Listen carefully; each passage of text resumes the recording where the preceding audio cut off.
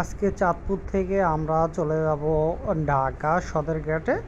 তো সদরঘাটে যাওয়ার সময় কেমন আমাদের কাছে লাগছে সেটি আপনাদের সাথে আপনাদেরকে একটু ঘুরে ঘুরে দেখাবো।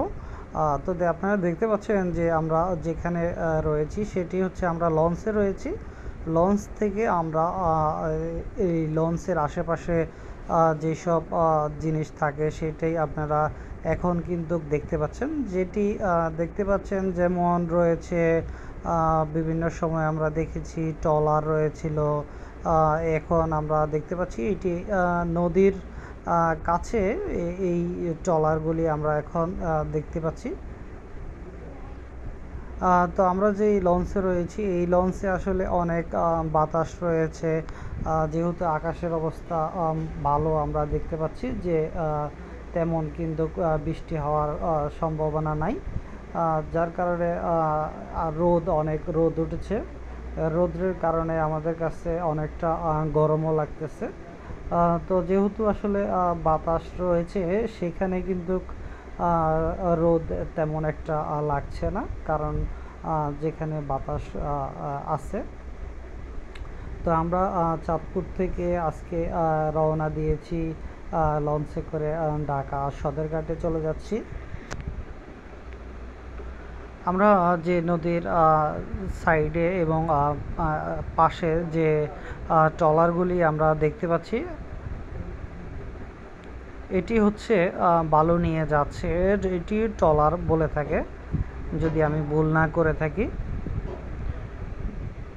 আমার কাছে কিন্তু ব্যক্তিগতভাবে ভালো লেগেছে এই জিনিসটা দেখে।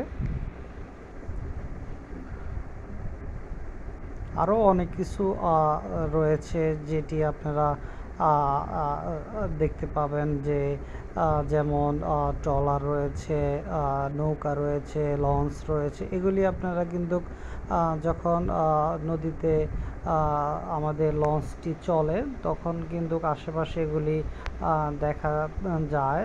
আপনারা কিন্তু দেখতে পাচ্ছেন যে এখন যেই জিনিসটা এটি আমার কাছে কিন্তু খুবই ভালো লাগছে।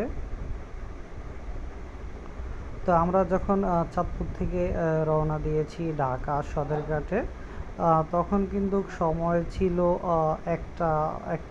একটা বাজে কিন্তু এই লঞ্চে করে আমরা চাঁদপুরের থেকে রওনা দিয়েছি সদরঘাটের উদ্দেশ্যে।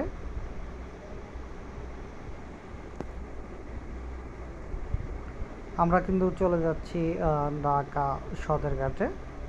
অনেক বাতাস রয়েছে, অনেক রোদ উঠছে।